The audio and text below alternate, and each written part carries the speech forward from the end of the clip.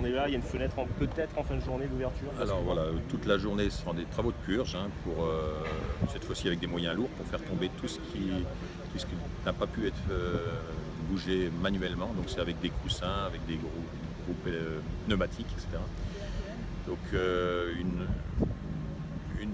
des travaux de purge qui devraient normalement se terminer demain si tout se passe bien. Donc dès que la nuit ou dès que les cordistes arrêteront leur journée, on envisage de réouvrir donc, en mode basculé sur les voies côté mer pour refermer à nouveau demain matin vers 8h30 pour une nouvelle journée de purge. Tout ça étant bien entendu soumis à l'aléa climat, pluie, parce que Météo France nous annonce des fortes pluies encore ce soir. Donc ce qui risque de compliquer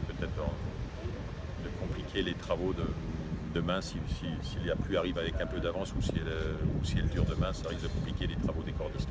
Dans les prochains jours, les travaux continuent de sécurisation. Alors après, voilà, dès que les purges sont effectuées, l'objectif est de reconstruire les écrans qui ont été endommagés, les écrans et les filets pendus. Donc c'est un nouveau ancrage, hein, ancrage moyen de foreuses qui sont emmenés par hélicoptère. Donc ça, c'est des travaux qui sont très très longs puisque on a plusieurs dizaines de points d'ancrage à réaliser pour chaque poteau, hein, parce que chaque poteau est tenu également par des câbles, etc.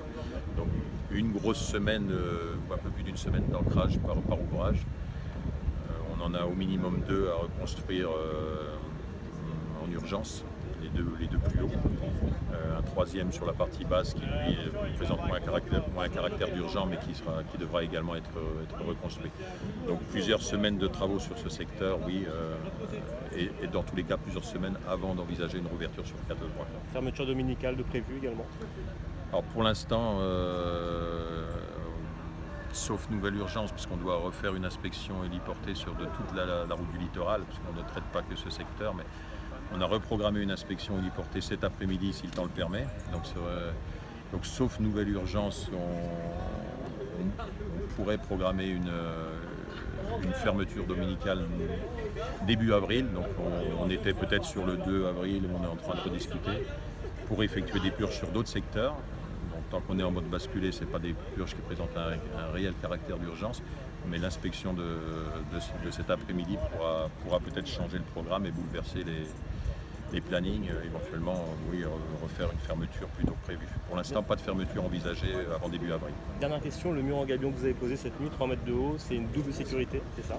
Oui, c'est pour intercepter. Bon, on a eu 2 blocs, hein, qui ont lobé le gabion existant, qui ont lobé également une fois que le premier écran de filet avait été détruit, qui ont lobé le premier écran et rebondi en falaise, lober le gabion existant.